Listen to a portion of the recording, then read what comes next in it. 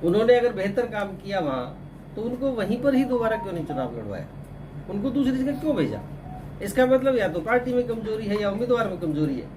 और अगर पार्टी में कमजोरी है तो पार्टी भुगते, और उम्मीदवार में कमजोरी है तो उम्मीदवार भुगते। रेवाड़ी की जनता के ऊपर क्यों बोझ भेजा है? ऐसा तो नहीं कांग्रेस को फायदा पहुंचाने के लिए? नहीं, वो तो आप जाने, आप मीडिया के साथी हैं, मैं उसमें नहीं कहूँगा। लेकिन मैं पिछले 5 साल में विधायक जो हैं यहाँ पर, चिरंजीव राव विधायक हैं, पूर्व विधायक भी हैं, सरकार हमारी रही है, लेकिन किसी भी प्रतिनिधि ने पूरे यही नहीं पूरे हरियाणा में अगर मेरे जैसा काम किया हो तो कोई भी आमने सामने बैठ जाए, मेरे साथ डिबेट करे, सरकार की योजनाओं का ज्ञान, सरकार की योजनाओं की इम्प्लीमेंटेशन, पार्टी की अनुशासन, पार्टी का काम किसी ने भी किया हो तो मेरा दावा है तो मेरे साथ अन्याय। पार्टी की ऐसी क्या मजबूरी थी कि जो तमाम आप तरह के लोग टिकट मांगते थे उनको ना देकर उनको दिया गया लक्ष्मण जी को? ये तो पार्टी बताएगी। ये तो आपको क्या लगता है? आपके पास भी तो ये तो पार्टी के लोग जवाब देंगे। मेरे साथ जो अन्याय हुआ उसका तो मैं जनता के से जो फीडबैक आया कि आपको चुनाव लड़ना चाहिए, कि इस अन्याय को खत्म करने के लिए आपसे अच्छा हमारे पास नेता नहीं है, इसलिए जनता की डिमांड पर मैं निर्दलीय चुनाव लड़ रहा हूँ। और अगर कोई दूसरी पार्टी नेताजी ऑफर करती है नहीं, मैं किसी भी दूसरे दल में नहीं जाऊंगा। मैं थोड़ा सा लगता नहीं कि अलग अलग इस तरह से अगर पार्टी के नेता चुनाव लड़ेंगे भाजपा में तो मैं था ही, सीधा फायदा है।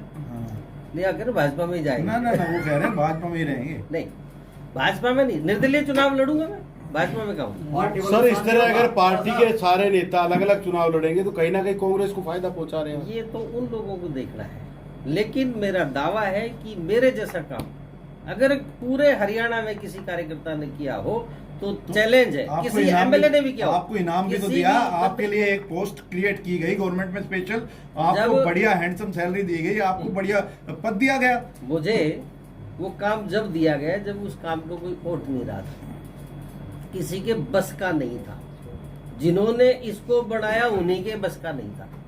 ऐसी परिस्थिति में मुझे काम दिया गया क्योंकि ये मेरा डेवलप किया हुआ तो था नहीं, जिन्होंने डेवलप किया उनसे नहीं संभला, तब ये काम मुझे दिया गया, मुझे मजबूरी में दिया गया। पिछली बार सुनील मूसेपुर से आप नाराज थे, इस बार लक्ष्मण से नाराज है। क्या सिर्फ खुद को टिकट मिलने पर ही संतुष्ट होते हैं? कोई और भी कैंडिडेट आप समझते हैं एलिजिबल था? वो तो संगठन के हैं आपके। पिछली बार तो आपने दूसरे आरोप लगा दिए। मैं कहता हूँ संगठन के है ना, और मेरे दोस्त भी है। तो रेवाड़ी क्यों? कोसली के विधायक हैं, कोसली से प्रतिनिधित्व किया है उन्होंने। वोटर तो रेवाड़ी के हैं। नहीं, वोटर तो कोई किसी का भी हो सकता है, लेकिन कोसली के विधायक हैं, कोसली में काम करें, कोसली के बने हुए हैं, जनता ने उनको वहां चुना था। पार्टी को वहां उनकी हार लग रही थी, इसलिए आप भेज दिया। देखिए, आप अब इसमें किसी के जीत हार का मैं आज फैसला नहीं कर सकता। मैं आज जो मेरा फैसला है, और मेरा फैसला हर आदमी अपने आप को परफेक्ट समझता है, लेकिन सही में कोई अन्याय हुआ है पूरे हरियाणा में तो मेरे साथ हुआ है कि ऐसे कार्यकर्ता को पार्टी ने दरकिनार किया जिसने पार्टी की नींव रखी, पार्टी को इतना बड़ा किया। और आज नरेंद्र मोदी जी पूरे हिंदुस्तान में भाषण देते हैं तो रेवाड़ी की उस रैली का जिक्र करते हैं जिसमें किसी ने, पार्टी ने, किसी व्यक्तियों ने 5 पैसे भी खर्च किए होंगे। लास्ट क्वेश्चन मेरा, चर्चा ये भी कि खोड़ा साहब एक आज प्रेस कॉन्फ्रेंस करेंगे और बाद में ये कह देंगे कि मंत्री का फोन आ गया, नेता का फोन आ गया, मैं अपने फैसला वापस लेता हूँ। क्या ऐसा संभव है?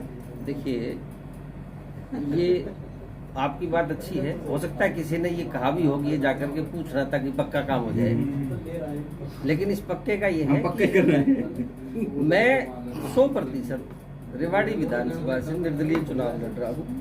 आप लोगों की मुझे जरूरत है, रेवाड़ी के जनता की डिमांड है, जो मेरे पास फीडबैक आया है, और मेरा फैसला है। इसमें फैसला कभी आदमी का वापस होता है। पार्टी की नाराजगी थोड़ा सा कैसे झेलेंगे?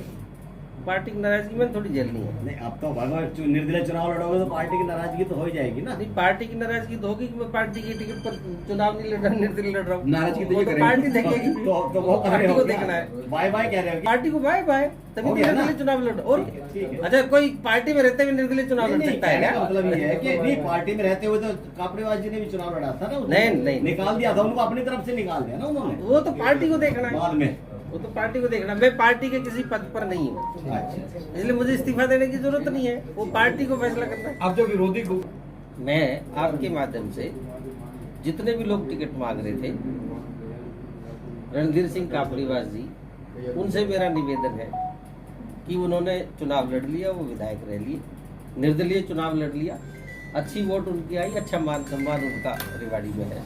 भाई सतीश यादव जी 2 बार चुनाव लड़ लिए, अच्छी वोट उनको आई है, मान सम्मान पूरी जनता ने उनको दिया है और जनता आज उनको मानती भी है।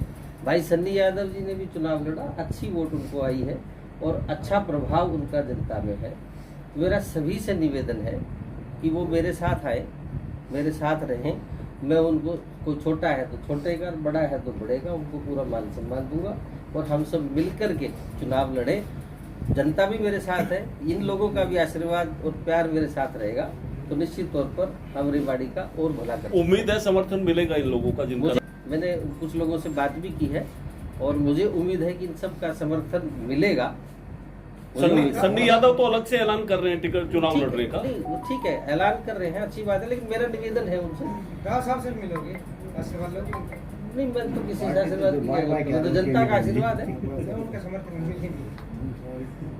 सुनील मुझसे मेरे छोटे भाई हैं। छोटे भाई उन्होंने पिछली बार चुनाव लड़ा, कम वोटों से वो हारे। मेरी शुभकामनाएं उनके साथ रही, मेरी सहमति उनके साथ रही। उनसे भी मेरा निवेदन है कि वो इतनी वोट 42-43 हजार वोट लेकर के आए। अब वो, क्योंकि मैं उम्र में उनसे बड़ा हूँ, तो वो मेरे साथ आए और हम मिलकर के चुनाव लड़ेंगे। और साहब अगर उन्होंने